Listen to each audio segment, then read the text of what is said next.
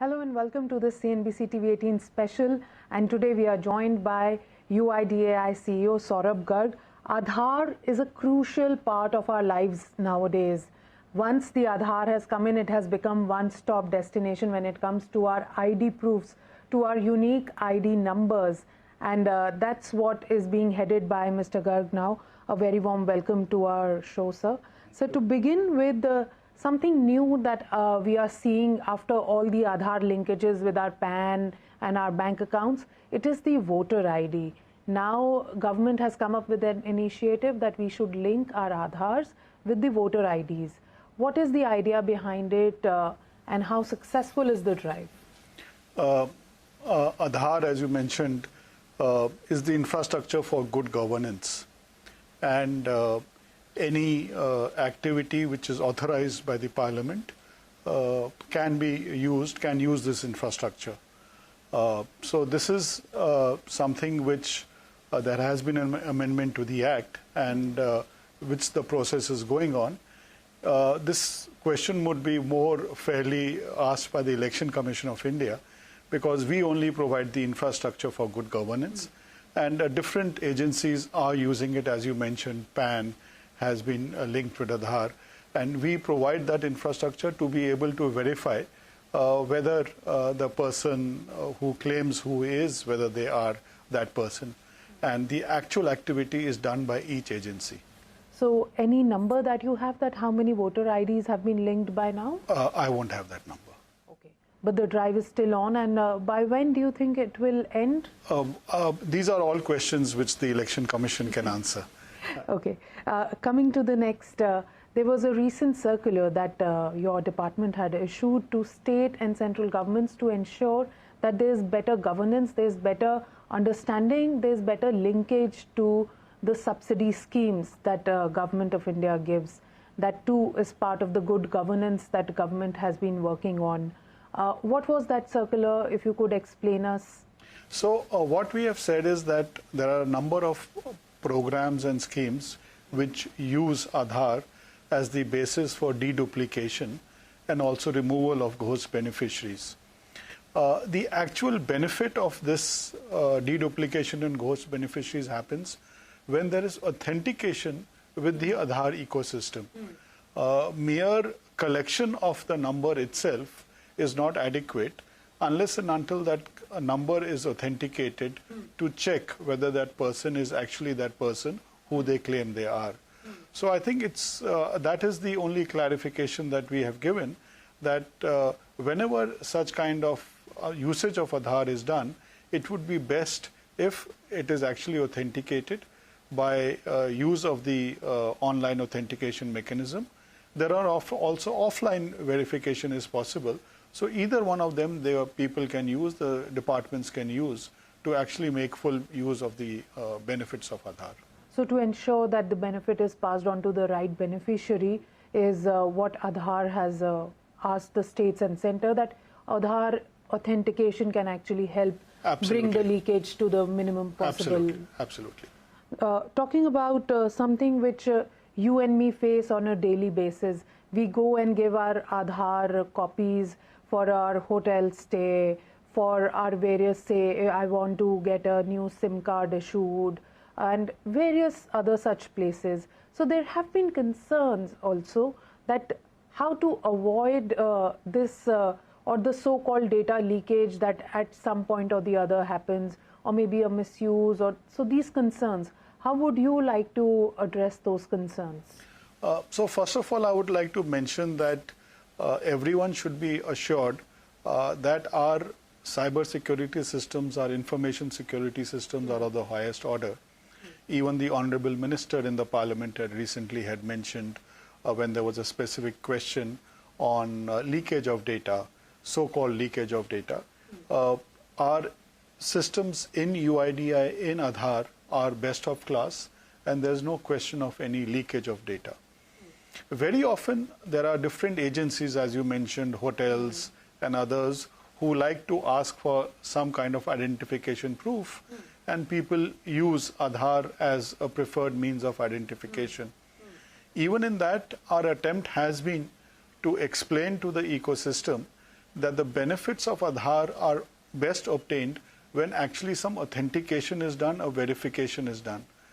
Mere having possession of a number, the Aadhaar, the 12-digit number, that in itself doesn't really help in identifying anyone unless they authenticate with our database and to check whether that person is that person.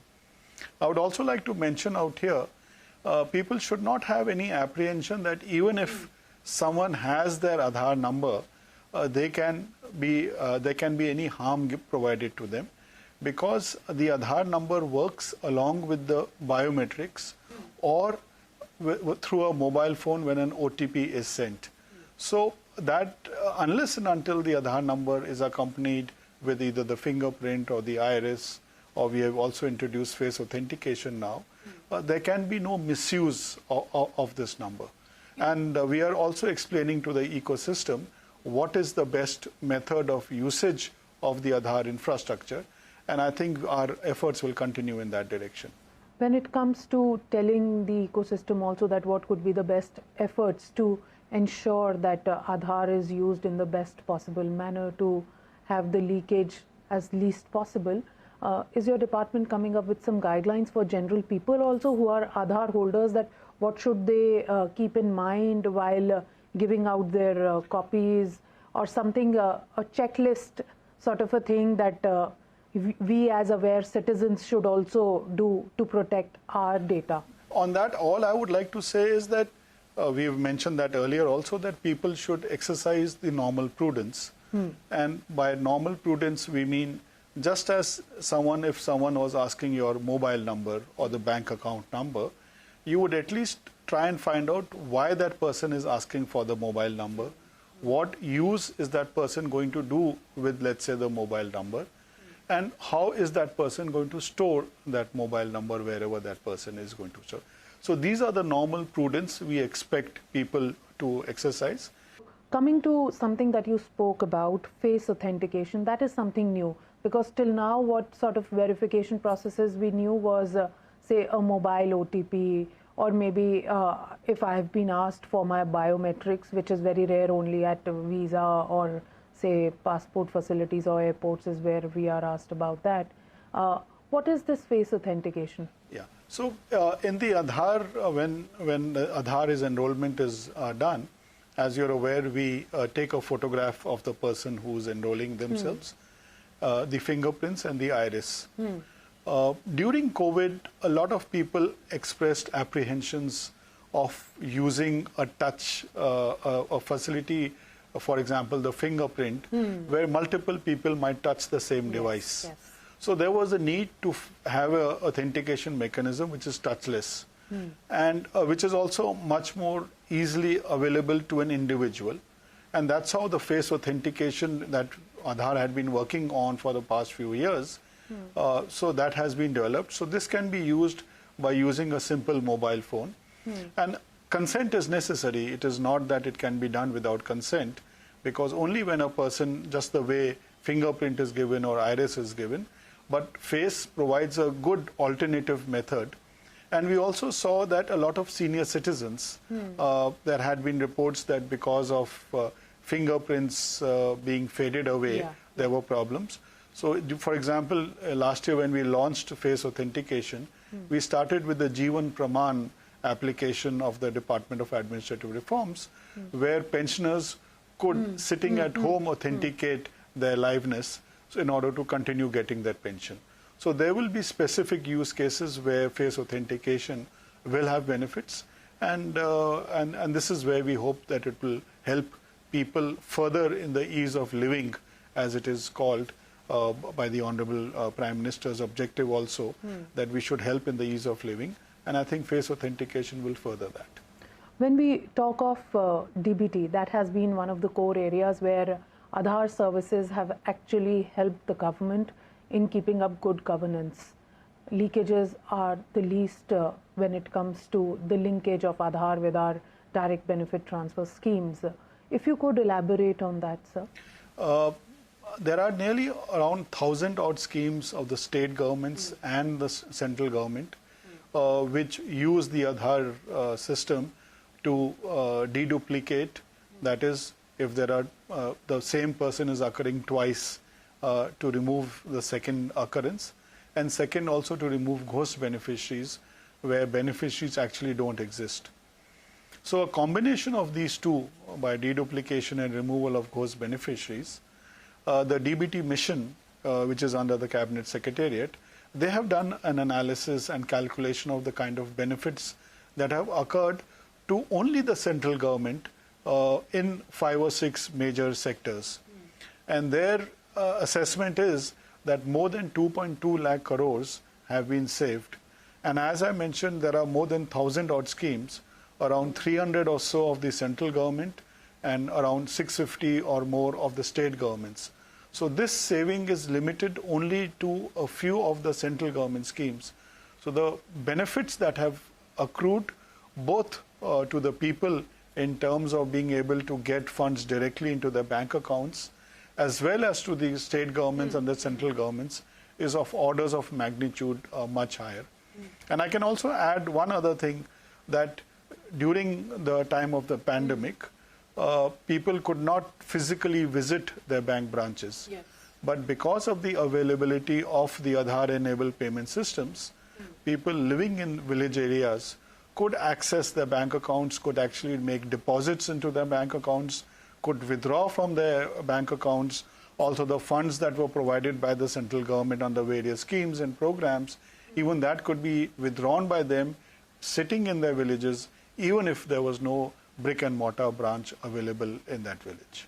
Our Aadhaar model has been globally renowned, and of late there have been many countries who are actually expressing interest in adopting the model. Yes. If you could talk to us about that. The Aadhaar architecture is unique in the sense that we use open source architecture and we use open systems, and therefore that reduces the cost of implementation, while at the same time it's much more robust, because it's working on open systems where you get feedback from a large number of sources. Given the robustness of the architecture and the way the last decade we have reached a point that nearly 100% of adult residents in India have Aadhaar, a number of countries have come forward wanting to learn from the Aadhaar implementation and also to look at how it can be implemented in their countries. So on a regular basis, we get delegations from different countries. We are working with different countries, and we are willing to continue to support. If you could name a few where this Aadhaar model can be seen very soon. See, some countries have already implemented it with the support of our ecosystem partners. Just to name two, Philippines and Morocco have worked with our ecosystem partners in the past who were associated with Aadhaar and have adopted that, and we are very happy at the way they have gone ahead. And they are in fact now looking at the Indian system on looking at use cases where it can be used.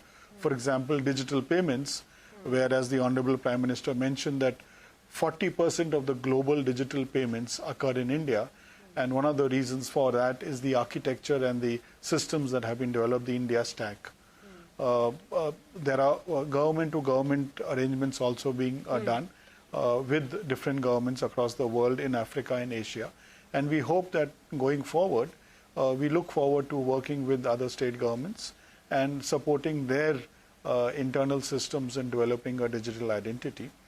I may mention that the UN Sustainable Development Goals target 16.9 is for developing a legal identity for all by the year 2030. So there are and Aadhaar being one of the best case examples, perhaps, that can be emulated by other countries.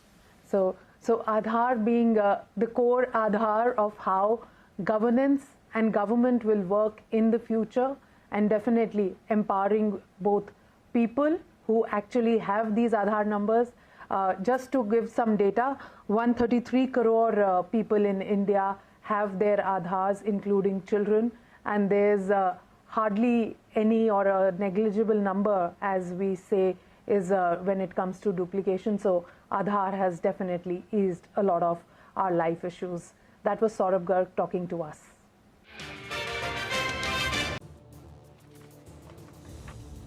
Well, a very good evening and welcome to this special broadcast right here on CNBC-TV18. Now, Paris headquartered Teleperformance has market capitalization of around $20 billion and employs over 4 lakh people.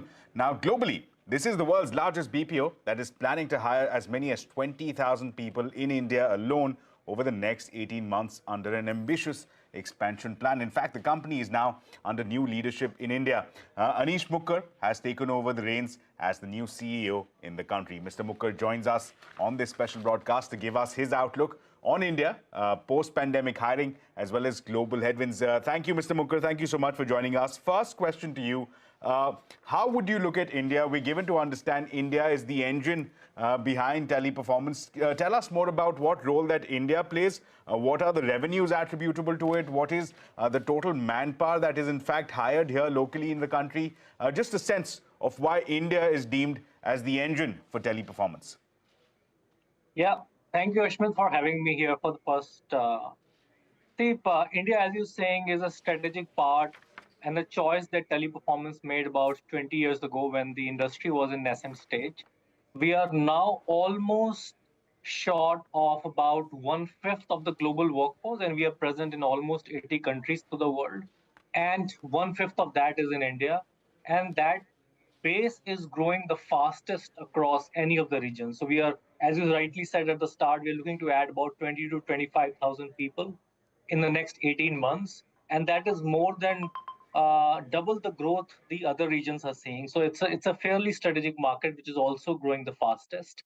I would not be able to tell about the revenue numbers, but I can tell you this, that amongst all the regions that Teleperformance has, India is the fastest growing. India also is the largest. And in the next 2 years, our presence will become from 1/5 to almost a quarter. So huge potential for Teleperformance coming from India. Interesting cues that you're giving us. 1/4 of the workforce is what you're expecting India to translate into. But let's dive deeper on that question. What can you tell us about the hiring targets over the next 18 to 24 months? And are you looking at certain composition of demographics of regions for this fresh recruitment drive that you'll be undertaking here in India? So there are a few vectors on our expansion plans over the next about 18 months. The number roughly stands at about 25,000, given how the economic outlook globally is. A part of that will also come from servicing our India clients, not just the international clients. We are actually strongly pivoting on both of those. Our business in India is big in financial services, retail, consumer industry, travel, healthcare, and also over the last 4 years, our focus on startups has started to increase. A smaller portion of our work also is with the government clients in public sector, and that all will continue to grow. The fastest growth, however, is coming from our digital native companies and our core industry sectors. So that trend is not going to change, is only going to accelerate. To the point on where are we going to hire, we are present in about 20 cities already. Most of the tier 1 and tier 2, we are already there. My endeavor and company's endeavor for the next about 18 months is we add further staff in tier 2 and experiment with a few tier 3 countries as well, tier 3 cities as well. We may not build infrastructure in tier 3 to start with, and it's a conscious choice again we are making to enable our employees to work from anywhere or work at home, as we call it. The composition will be almost 25,000 people coming out from colleges. So it'll be people who are joining Teleperformance as their first job or perhaps as the second job. But almost 7 to 8% additional headcount will come at senior levels. That could be in domain, that could be in training, that could be in functions like finance or HR. So it's a tremendous growth opportunity, not just for existing employees of Teleperformance, but also new opportunities for new people entering into the labor pool.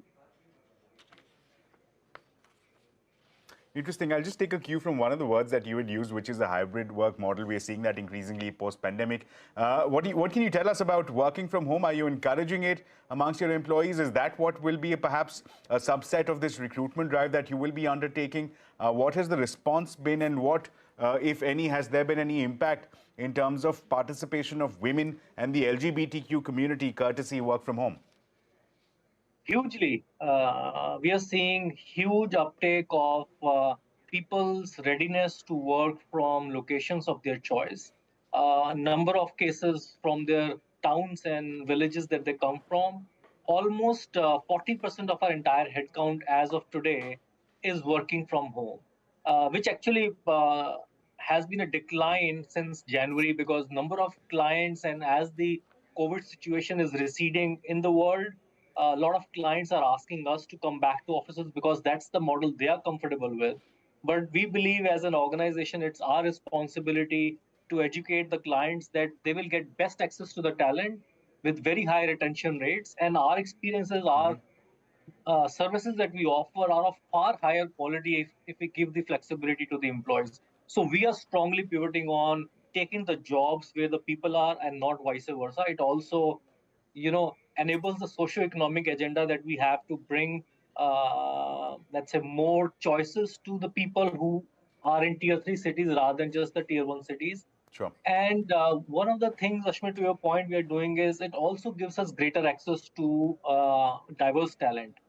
About 41% of our entire employee base is women, and we believe that is 9% lesser than it should be. And we have seen that if you make working at home as an option, you are able to bring more women into employment, and also people with different ability who may not find commuting to office or working in the office as easy as working from home because they get better care at home. So we are also taking some lofty goals to bring differently able people into our workforce. And LGBTIQ plus is a big program for TP Global. We are participating in terms of awareness because as an organization in India, we are also taking baby steps to educate our current employee base to encourage people to of all backgrounds and all choices to work and be successful in at TP. So that's a constant endeavor. We haven't taken a goal, but it's an effort that we are making to start with. We're running out of time, so I'll ask you this one final question here. You're announcing this recruitment drive, 25,000 over the next 18 to 24 months. It's a big figure there, and you're doing it at a time when we're looking at a situation where of high inflation, high interest, and low growth. Now, in fact, Noureel Rubini, one of the renowned economists, said that we're looking forward at a very protracted, severe recession. Yet you're announcing this big recruitment drive here. Just want to get your sense on the outlook as far as macros are concerned and the impact, if any, on your demand. That's an interesting perspective. See, I don't disagree with the macro view that's coming up, and a lot of that will unfold in the future.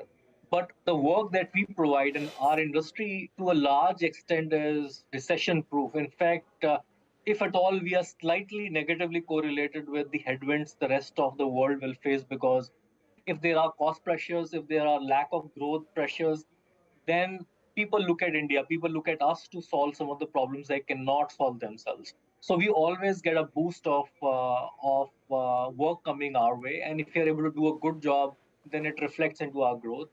However, having said that, if there are volume reductions, if the consumer industry starts to slow down, it does create a headwind for us. But it's always been the net positive as we look back over the last 20 years of our experience in India. Any headwind on recessionary pressure always creates additional demand, which comes adjacent to what we are doing. So I'm sure it will quite balance out. We are pretty optimistic and bullish about what the industry can do for the world, what TP can do for all the major economies, and we stay committed to India growth from that standpoint. Right, Mr. Mukker, thank you so much for joining us. You've taken on a new challenge at Teleperformance. We wish you the very best, but it's interesting insights that you've shared on the way forward. A big recruitment drive, and that you're negatively related to this recessionary trends that we're beginning to see. Thank you so much for joining us, but that's all the time that we have for. It's a wrap on this special edition. Thank you so much for watching News and Updates. We'll continue right here on CNBC TV 18.